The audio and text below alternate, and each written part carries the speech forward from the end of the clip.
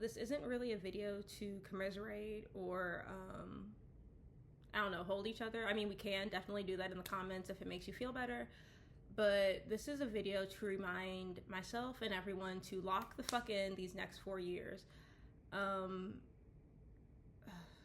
If you can and if you're able to, please don't get hurt. I know Ron DeSantis has promised to like jail and like mow down protesters in his state of Florida.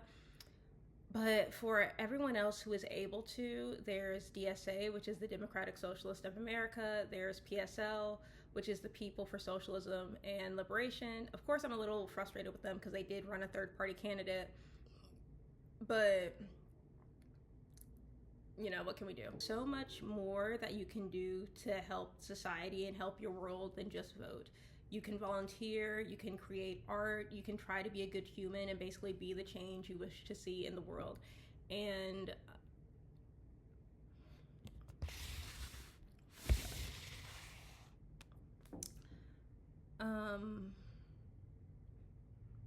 that's kind of all we can ask of each other, and that's kind of all any of us can really do.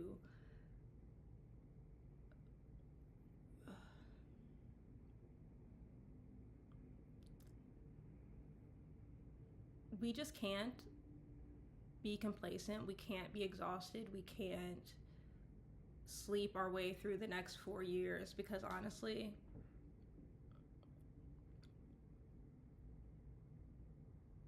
even if you don't fuck with politics, politics is gonna fuck with you. So what do? That didn't mean to rhyme. I wish I could get on here and say everything's gonna be okay.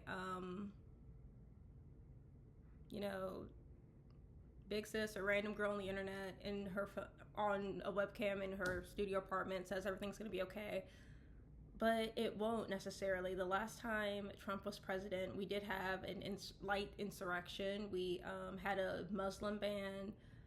It's very dangerous to be living under a president who basically will go with whatever his base hates in a certain like season. So be that Muslim people, be that trans people, be that whoever, he'll just like go with it because ultimately he wants to be loved. Where the fuck is my phone? Hey guys, coming at you again from my living room.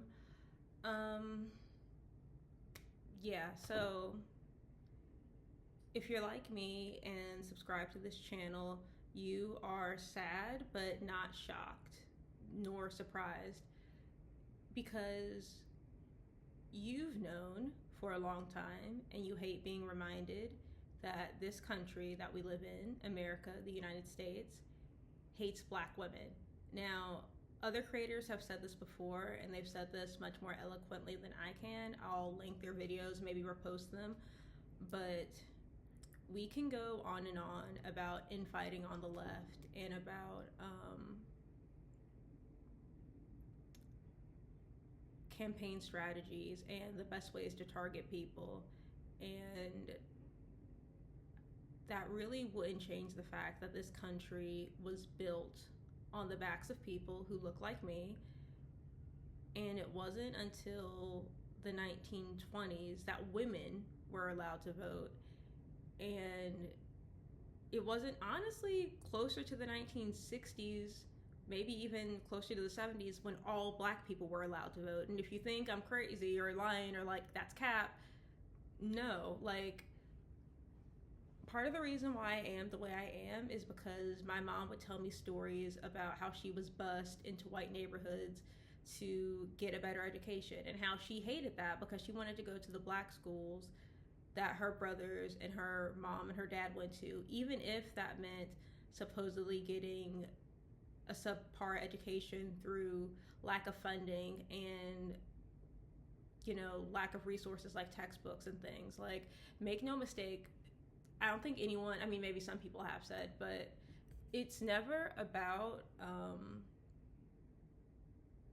the people being incompetent. It's always about the lack of resources. So when people say they want this or that, or they want to be in these spaces, when people like me say that, it's not because we want to be like certain people, it's because we want the resources certain people have access to.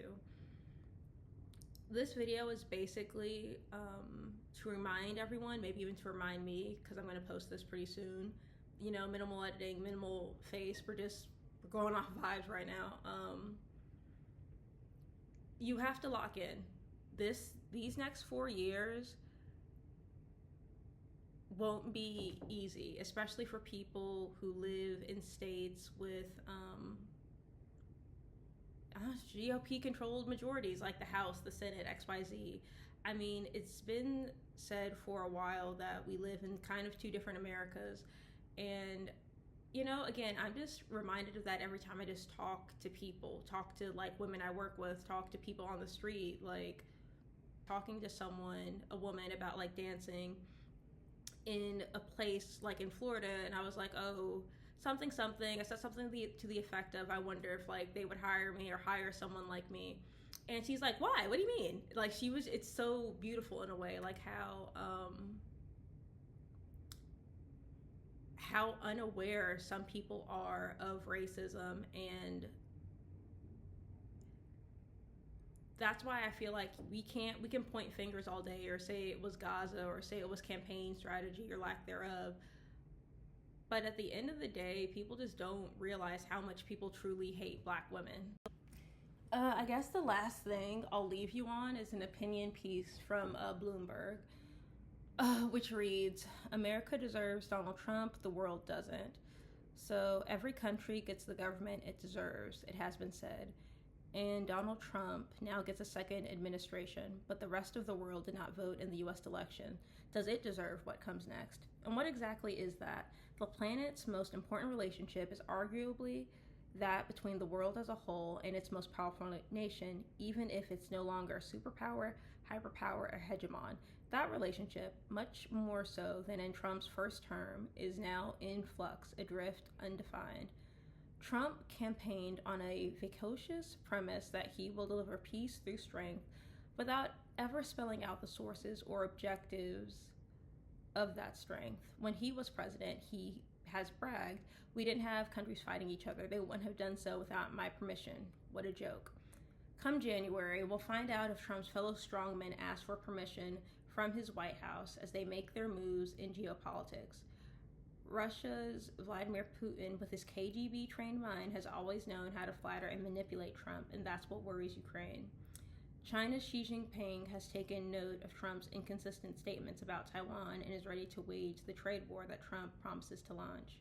North Korea's Kim Jong-un already knows Trump from 3 summits and a brief exchange of love letters. As a direct result of that failed flirtation, he went full bore in building nukes and missiles to threaten South Korea, Japan, and the US. The mullahs in Iran probably do fear Trump, but they may now follow North Korea's strategy of self-protection with nuclear weapons. America's allies, meanwhile, have no idea of what's coming but fear the worst. Trump has, after all, threatened to pull out of NATO and to abandon partners if they don't buy enough chips or cars or steel from the US. Not least, anybody who cares about international law and the United Nations has reason to despair. Trump doesn't understand the UN as an institution or an idea, and he disdains what he doesn't understand. It's becoming de rigueur among Washington's foreign policy to affix isms to Trump's foreign policy style, like MAGA buttons to labels. He's a nationalist, they say, or an isolationist, a mercantilist, realist, unilateralist, and so forth. All partially true and all beside the point.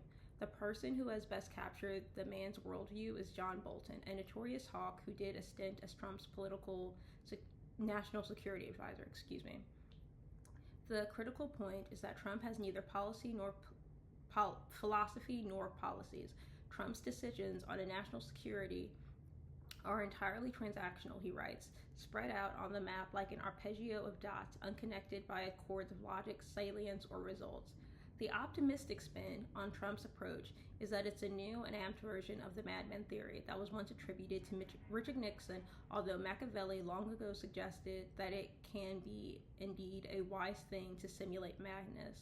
By that logic, America's foes and friends alike will be docile out of sheer fear. What might this man do with or without a nuclear button? But the madman theory, never properly elaborated or tested, assumes a leader who has a compass and a mental map and feigns occasional derangement tactically to navigate to his strategic destination. Trump has neither compass nor map. If his foreign policy seems incoherent, bordering on mad, he may not be feigning. I can't pronounce that to save my life. America could find itself to drift in his arpeggio of dots, also called the world.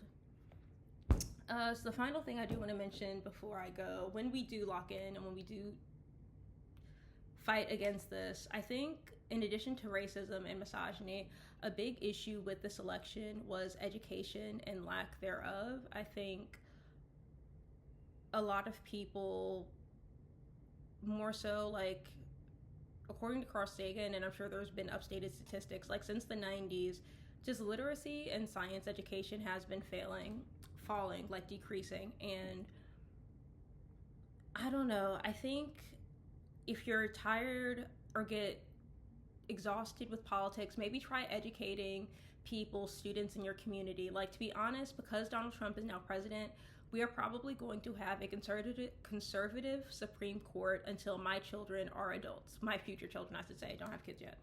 But I don't know. Try to educate the people in your life. Try to inform people with sources that aren't just conspiracy written, typo-laced blogs. Like, when I say lock in, I mean volunteer, I mean educate, I mean advocate, I mean do everything you can to make this world one you want to live in. We have to do it. We can't stop. We have at least 4 more years, and that's if he wants to leave.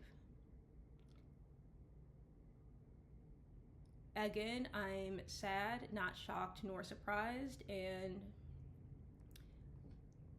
I know Americans are resilient. I feel like we'll make it out of here, but we have to rely on each other in order to do so. Bye, guys.